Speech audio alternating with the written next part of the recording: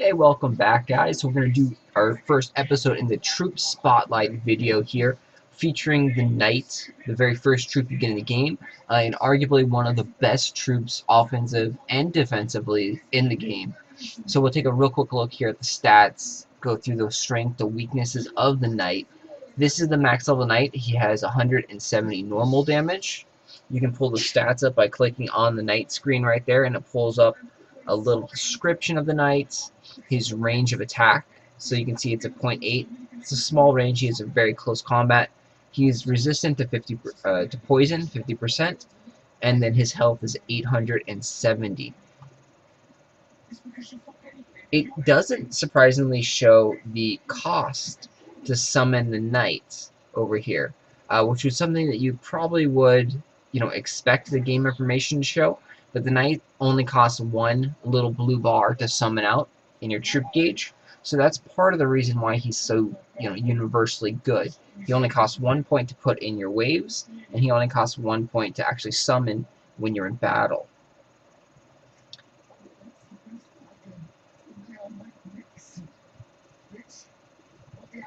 Take a look at the waves over here. So in the beginning of the game, you're going to be filling your knights, or filling your waves up with a lot of knights. As you can see, 1 point, it shows you here how many points it costs. We'll see if it actually shows a little bubble. Yeah, so it actually does show the bubble right there as well. So 1 point to call out. So 170 normal damage is pretty good. They are strong against the paladins.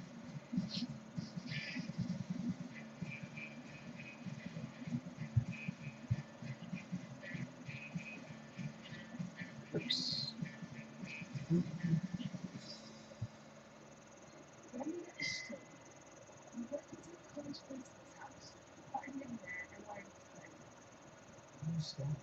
Jesus Christ! Why are you rolling? I threw off my nut because my best friend from the coma performance, and nobody could be asked to ring me until she woke up and left the fucking country. Really knows about this. What the fuck's got this? So Knight is typically going to be the unit you're going to put in the bottom left right here, your first unit. Because typically you hold the screen with your hands over here, and so you're going to want to have your first most readily usable unit in the bottom left corner when the attack screen starts up.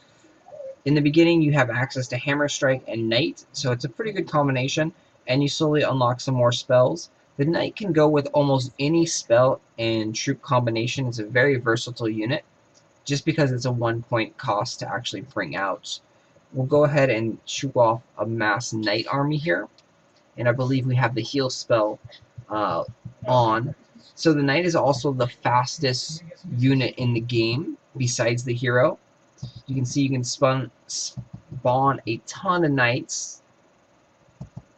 And this is one of the main weaknesses of the Knights, actually, is the Gargoyle Tower, and then the spikes on the ground right there.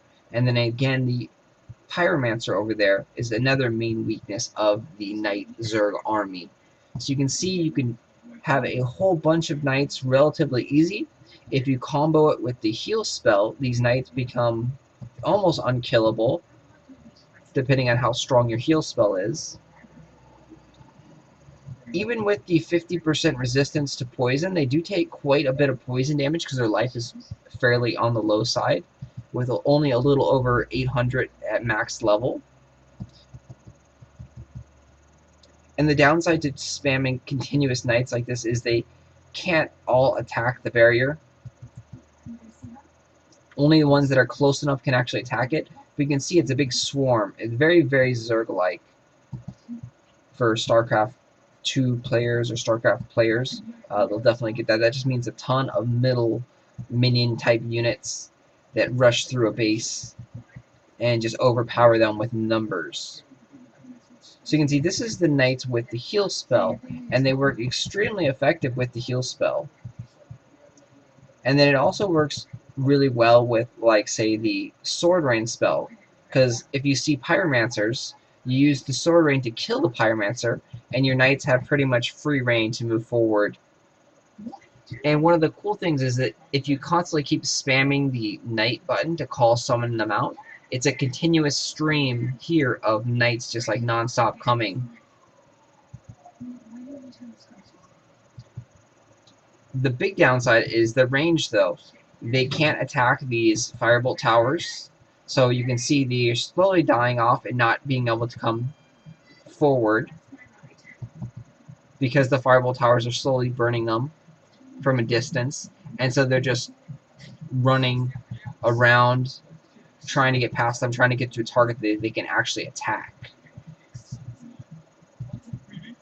In the beginning of the game, there's only arrow towers, bomb towers, spikes.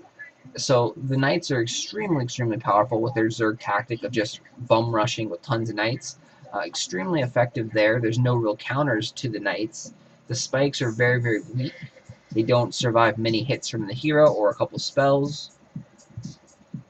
Not until you actually see the frost towers that they actually have a weakness. The frost towers do a small area damage and continuous water damage, and they also slow the knights, and so the knights won't actually be able to get close enough to hit the tower. They'll slow right here, and it's like slow to a crawl. So the knights take forever to get over it, and then by the time they get over there, the water tower has done enough damage to pretty much kill the knights. So a good starting strategy to attack knights is the spikes on the ground and then the water tower there. That's a very effective defensive strategy against knights, and you can actually unlock that fairly early in the game because you see the water tower is the third tower, or the frost tower is the third tower in the game. Again, the frost tower doesn't have much life, so the hero can actually kill the frost tower and the spikes fairly easy. If you are going to use that combination, try and upgrade them as soon as possible to max level and get them out there with a little bit more HP.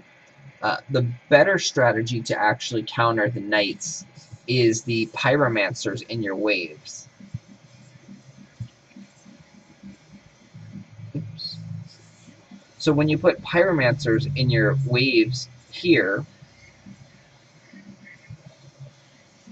this is a range unit. It has a very high range effect, and it also burns all the units that it touches.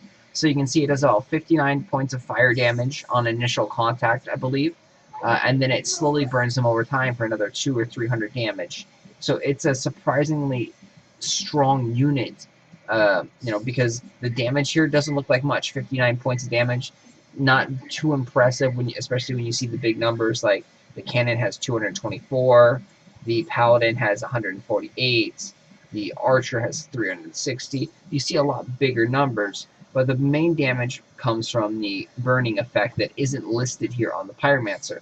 So the pyromancer is a very, very strong counter to the knights, but you can see it takes 6 levels in your troop academy to actually unlock the pyromancer.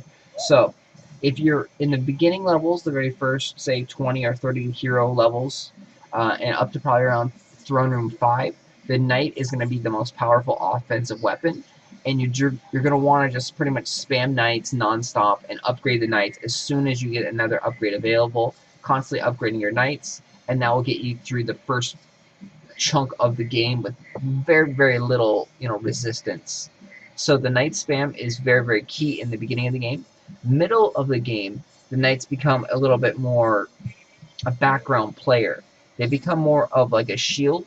You start using the knights to kind of guard your ranged troops, because the ranged troops have a little bit less HP, but they do a lot of damage, especially the cannons. So you use the knights to summon out, like, say, 4 or 5 knights, and then 1 cannon right behind it. The knights rush forward, so all of your opponents attacking wave troops and towers start to target the knights, and then the cannon is free to sit back there and shoot away and destroy the towers. So the knights become more, like I said, a shield type unit, and you can notice they do have a shield on their left arm right there.